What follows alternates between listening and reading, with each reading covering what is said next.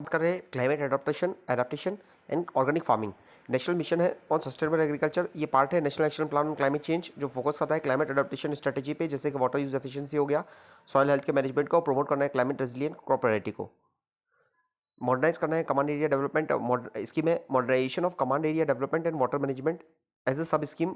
ये प्रधानमंत्री कृषि सिंचाई योजना के अंदर है। इसका एम है मॉडर्नाइज करना है इरिगेशन को, इरिगेशन के वाटर सप्लाई नेटवर्क को, इरिगेशन वाटर सप्लाई नेटवर्क को। इसके अलावा ऑर्गेनिक फार्मिंग को प्रमोट करने के लिए परंपरागत कृषि विकास योजना है ये, और इसके अलावा mission organic value chain development for north eastern region है, ये डेडिकेटेड नॉर्थ ईस्टर्न रीजन के लिए है। नेचुरल फार्मिंग जो होती है केमिकल फ्री अप्रोच होती है एग्रीकल्चर में, ये एम्फेसाइज करती है ऑन फार्म बायोमास का रिसाइकिल करना, बायोमास का मल्चिंग यूज़ करते हैं, काव की डंग को, यूरिन को फॉर्मुलेशन को, यूरिन और डंग के फॉर्मुलेशन को, और पेस्ट मैनेजमेंट को through diversity and botanic concoction. इसका मतलब ये होता है कि जो नेचुरल फार्मिंग ये होता है जो नेचुरली जो सॉइल में अवेलेबल है उसी को जो ऑर्गेनिक मैटर है उसी को यूज़ करेंगे फार्मिंग में, ठीक है। और जो एक्सिटू जो केमिकल्स होते हैं उसका यूज़ नहीं करेंगे।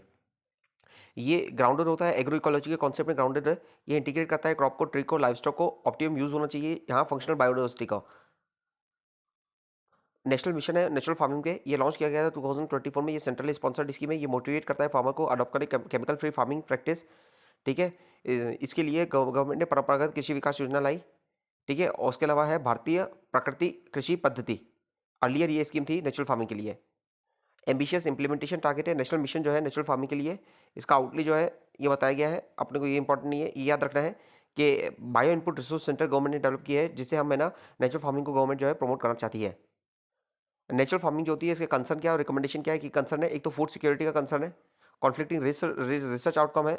कहीं कभी कभी कभी बताते हैं कि आउटपुट बढ़ेगा, कभी बताते हैं कि आउटपुट कम होगा, तो प्रोडक्टिविटी बढ़ भी सकती है कम भी हो सकती है किसी एरिया में, तो ये डिपेंड करता है सॉइल की क्वालिटी पे। डिस्पैरिटी होती है, इससे आउटकम में डिस्पैरिटी होती है। स्टडी जो है जीरो बजट नेचुरल फार्मिंग की डिफरेंट रीजन में उन्होंने डिफरेंट रिजल्ट शो किया है। उसके अलावा सस्टेनेबिलिटी का इशू है, यील्ड कम होगी, प्रैक्टिकल चैलेंज है, सर्टिफिकेशन का डिफिकल्ट है, कैसे हम सर्टिफाई करेंगे कि नेचुरल फार्मिंग से हुआ या नहीं हुआ। तो ऑर्गेनिक प्रोडक्ट जो है ये मिथ है, no way to test it, it's fruit vegetable is truly organic, कोई वे नहीं है कि हम चेक कर सकें कि ट्रूली ऑर्गेनिक है या नहीं है। वे फॉरवर्ड क्या है, साइंटिफिक वैलिडेशन का वे, साइंटिफिक वैलिडेशन होना चाहिए, एक्सटेंसिव स्टडी होनी चाहिए, रिगोरस साइंटिफिक टेस्ट होना चाहिए। उसके अलावा लर्न करना चाहिए, जो श्रीलंका ने इम्प्लीमेंट किया, एब्रप्ट इम्प्लीमेंट किया, उससे जो वहाँ क्राइसिस आई उससे हमें लर्न करना चाहिए। हमारे यहाँ स्ट्रेटेजिक स्केलिंग होनी चाहिए, लोकल अडॉप्शन होना चाहिए सप्लीमेंट का, और कॉशन होना चाहिए with the staples, caution with the staples. Cautiously हमें जो है जो भी चीज़ें हैं उसे इंप्लीमेंट करें, अल्टरनेटिव अप्रोच को यूज़ करना चाहिए, कन्वेंशनल मेथड को यूज़ करना चाहिए, गुड क्रॉपिंग पैटर्न के साथ world class crop management practice को अडॉप्ट करना चाहिए, organically derived biocide of bio fertiliser जो है उसका यूज़ करना चाहिए, residue free farming practice promote करना चाहिए, मोटिवेट करना चाहिए फार्मर को कि वो बिहेवियरल शिफ्ट करें, केमिकल बेस्ड जो मटेरियल को यूज़ करते हैं और इनपुट को यूज़ करते हैं उससे animal waste locally produced input की ओर शिफ्ट हो। जीरो बजट नेचुरल फार्मिंग जो होती है ये भी केमिकल फ्री होती है, ट्रेडिशनल फार्मिंग मेथड होती है, जहाँ कॉस्ट ऑफ प्रोडक्शन जो होता है वो टू जीरो हो जाता है, एलिमिनेट करते हैं। यहाँ जो नीड है परचेस की, इनपुट को परचेस करने की जो नीड है उसे खत्म कर देते हैं। यहाँ केमिकल फर्टिलाइजर और पेस्टिसाइड को परचेस नहीं किया जाता, ये रिलाई करता है नेचुरल इनपुट पे, जैसे काउडंग हो गया, यूरिन हो गया और प्लांट रेजिड्यू हो गया। पिलर क्या है इसमें, 4 पिलर है, जीवामृत है, बीजामृत है, मल्चिंग है और वापसा है।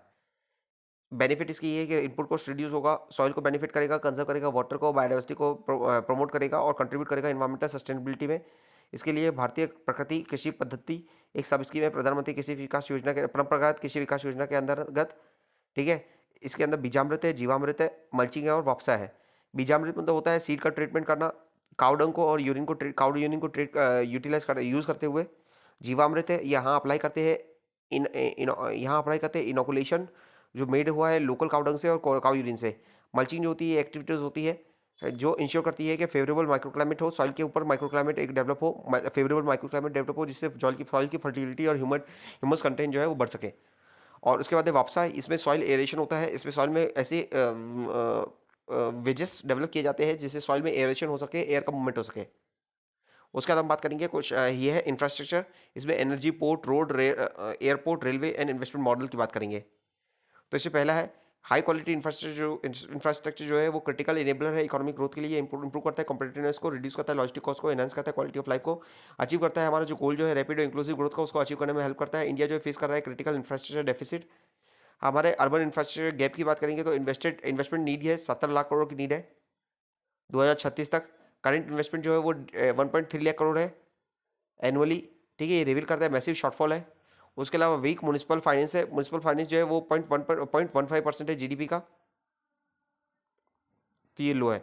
रोल क्या है इंफ्रास्ट्रक्चर का इकोनॉमिक ग्रोथ में, तो इन हाई डेवलपमेंट जो होता है इंफ्रास्ट्रक्चर का, ये बेडरॉक है मॉडर्न इकोनॉमी के लिए, ये क्रिटिकल इनेबलर है इकोनॉमिक ग्रोथ के लिए, इंप्रूव करता है कॉम्पिटिटिवनेस को, क्वालिटी ऑफ लाइफ को, एसेंशियल है अचीव करने के लिए हमारा गोल जो है रैपिड डेवलपमेंट का, इंक्लूसिव ग्रोथ का, उसके लिए ये इनेबलर है।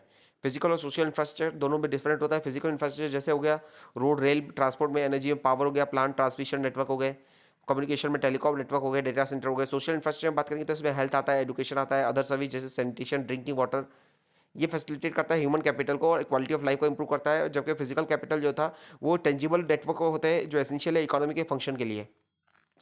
दोनों फिजिकल और सोशल इंफ्रास्ट्रक्चर जो है वो कॉम्प्लीमेंट्री और एसेंशियल है हॉलिस्टिक डेवलपमेंट के लिए। वाइल फिजिकल इंफ्रास्ट्रक्चर जो है वो ड्राइव करते हैं इकोनॉमिक एक्टिविटी को, और सोशल इंफ्रास्ट्रक्चर जो है वो बिल्ड करते हैं ह्यूमन कैपिटल को जो नेसेसरी है सस्टेन करने के लिए, ग्रोथ को सस्टेन करने के लिए जो नेसेसरी है। इसके बाद बात करेंगे इंपॉर्टेंस क्या है ऑफ इन्वेस्टमेंट इन इंफ्रास्ट्रक्चर।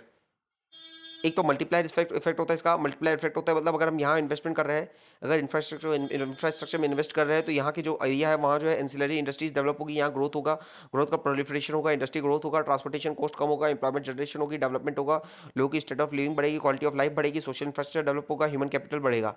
इसका क्राउडिंग इन इफेक्ट होता है मतलब लोग यहाँ और यहाँ इंफ्रास्ट्रक्चर इंप्रूव हुआ, डेवलपमेंट हुआ, ग्रोथ हुआ, यहाँ डिमांड बढ़ी, लोगों की इनकम बढ़ी, तो यहाँ क्या है लोगों को और इन्वेस्टमेंट बढ़ेगा, क्राउडिंग इफेक्ट होगा, कॉम्पिटिटिवनेस बढ़ेगी इस एरिया की, और यहाँ फोस्टर करेगा इंक्लूसिव ग्रोथ, ठीक है, फॉरवर्ड बैंक पर लिंकेजेस को प्रमोट करेगा, ये रिमोट और बैकवर्ड रीजन में जो है इकोनॉमिक ग्रोथ को है वो स्ट्रीमलाइन करेगा, ठीक है। उसके लिए गवर्नमेंट ने प्रधानमंत्री ग्राम सड़क योजना है रोड डेवलप करने के लिए। उसके अलावा गवर्नमेंट जो है Bharat net connectivity internet connectivity के लिए गवर्नमेंट ने भारत नेट लाया है।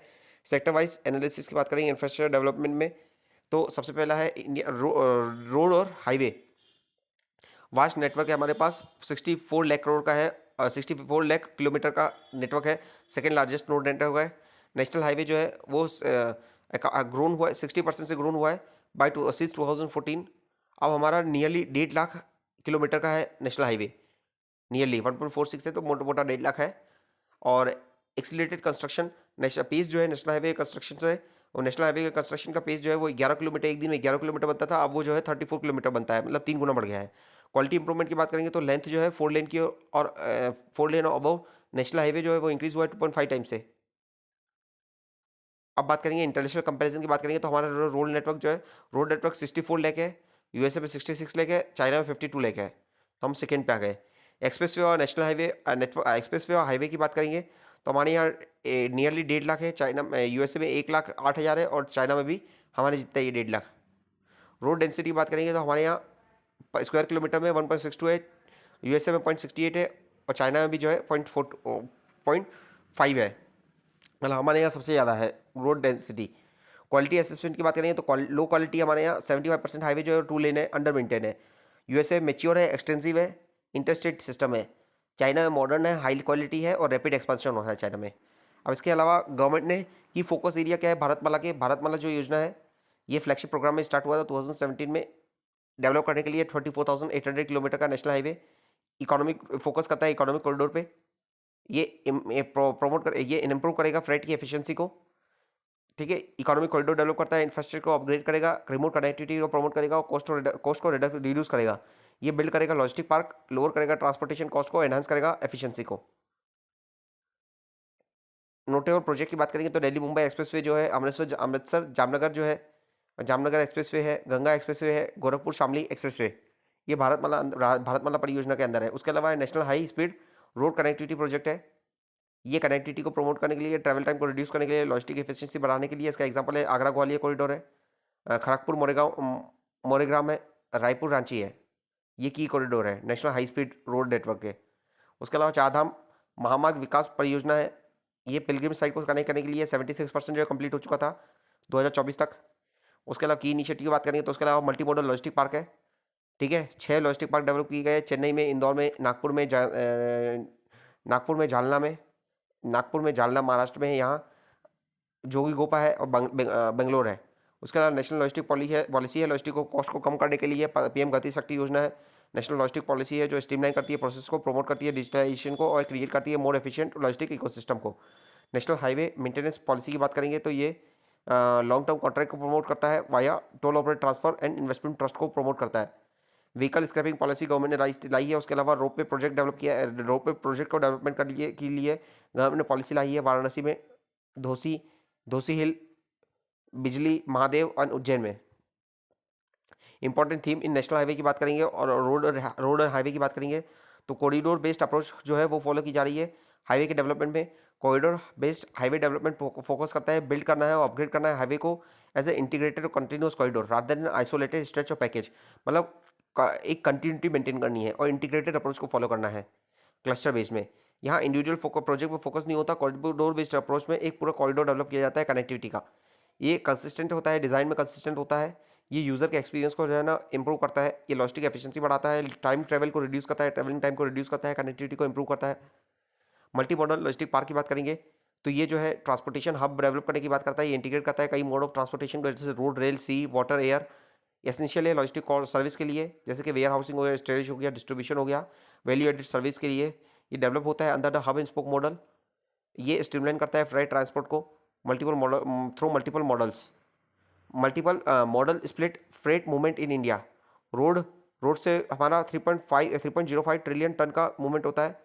66 जो मूवमेंट होता है 66% मूवमेंट रोड से होता है, 31% जो रेलवे से होता है, शिपिंग से 3% होता है मेनली और एयर से 1% होता है। सबसे ज़्यादा रोड से होता है, फिर रेल से, फिर शिपिंग से, फिर एयर से, क्योंकि एयर का कॉस्ट ज़्यादा रहता है। करंट सिचुएशन की बात करेंगे तो हमारा करंट सिचुएशन जो है वो है point two point freight movement है। अब हम इसको बात करें hub and spoke. Hub and spoke मतलब है कि एक नोड है, नोड से सभी पॉइंट जो है वो कनेक्टेड रहे, तो हब एंड स्पोक मॉडल। जैसे मुंबई का लॉजिस्टिक पार्क है, यहाँ मुंबई सबअर्ब हो गया, थाने हो गया, जेएनपीटी हो गया, यहाँ से सब आ रहे हैं, यहाँ कनेक्ट हो रहे हैं, तो ये हब है, ये हब है, ये स्पोक है। फिर यहाँ से ये ट्रांसपोर्ट होकर जाएगा दिल्ली लॉजिस्टिक पार्क, फिर वहाँ से ये फिर दोबारा डिस्ट्रीब्यूट होगा दिल्ली में, गुरुग्राम में, नोएडा में। ये तो ये हब है, दोनों हब है और ये स्पोक्स है, तो ये हब एंड स्पोक मॉडल हो गया। लॉजिस्टिक पार्क इनेबलर और उसके अलावा सर्विस लॉजिस्टिक पार्क प्रोवाइडर। इस पर क्या होता है, फ्रेट एग्रीगेशन होता है, डिस्ट्रीब्यूशन होता है, स्टोरेज वेयर हाउसिंग फैसिलिटी होती है, फ्रेट मूवमेंट के लिए मल्टी मॉडल फ्रेट मूवमेंट होता है, वैल्यू एडेड सर्विस प्रोवाइड की जाती है जैसे कस्टम क्लियरेंस हो गया। की फीचर क्या है, स्टेट ऑफ आर्ट टेक्नोलॉजी को प्रमोट किया जाता है, एडवांस टेक्नोलॉजी को यूज़ किया जाता है, कॉम्प्रिहेंसिव इंफ्रास्ट्रक्चर को डेवलप किया जाता है, वर्कशॉप हो गया, पेट्रोल पंप हो गया, एडमिनिस्ट्रेटिव बिल्डिंग हो गया, कस्टम क्लियरेंस हाउसिंग हो गया, लॉजिंग हो गया, बोर्डिंग हो गया, ईटिंग जॉइंट हो गया, उसके अलावा वाटर ट्रीटमेंट प्लांट्स हो गए। उसके अलावा ये टेक्नोलॉजिकल ड्रिवन फ्रेट मूवमेंट को प्रमोट किया जाता है, स्टेट ऑफ आर्ट टेक्नोलॉजी का यूज़ किया जाता है फ्रेट मैनेजमेंट में, ठीक है। ऑटोमेटेड हैंडलिंग की जाती है, वैल्यू एडेड सर्विस का यूज़ किया जाता है जैसे पैकेजिंग हो गया, रीपैकेजिंग हो गया, लेबलिंग हो गया। बेनिफिट क्या है, रिड्यूस करता है ट्रांसपोर्टेशन कॉस्ट को, फास्ट डिलीवरी टाइम होता है, इंप्रूव करता है इन्वेंट्री मैनेजमेंट को, इंक्रीज करता है फ्लेक्सिबिलिटी को in supply chain operation. Government की इनिशिएटिव की बात करेंगे तो गवर्नमेंट ने 35 लोकेशन पे अक्रॉस द इंडिया जो है डेवलप किया है multi modal logistic park, improve करने के लिए एफिशिएंसी को, इंटीग्रेट करने के लिए लॉजिस्टिक नेटवर्क को। चैलेंजेस क्या है, लैंड एक्विजिशन का चैलेंज है, उसमें डिले होता है, फंडिंग का इशू है, क्वालिटी ऑफ मेंटेनेंस का इशू है, लास्ट माइल कनेक्टिविटी जो है कंजेशन होता है, लास्ट माइल कनेक्टिविटी जो है वो पुअर है, इन्वायरमेंटल डिले है, इन्वायरमेंटल क्लियरेंस नहीं मिलता है, डिफॉरेस्टेशन का इशू है। सजेशन है इंप्रूव करना है पार्टिसिपेशन प्राइवेट सेक्टर का, बूस्ट करना है इन्वेस्टमेंट को, एनहांस करना है क्वालिटी स्टैंडर्ड को, ठीक है, क्वालिटी टेस्टिंग को, इंटीग्रेट करना है मल्टीमॉडल ट्रांसपोर्ट कनेक्टिविटी को, सभी जो ट्रांसपोर्ट मोड है, रोड है, रेलवे, एयरवे, सबको इंटीग्रेट करना है, यूज़ करना है डिजिटल टेक्नोलॉजी का, स्मार्ट रोड सॉल्यूशन, ड्रोन्स, जियो स्पेशल मैपिंग। उसके अलावा स्ट्रेंथन करना है मेंटेनेंस को, अलोकेट करना है फंड रेगुलर अपकीप के लिए, क्वालिटी जो है उसे इंप्रूव करना है। रेलवे की बात करेंगे तो रेलवे नेटवर्क, अब हम रेलवे की बात करेंगे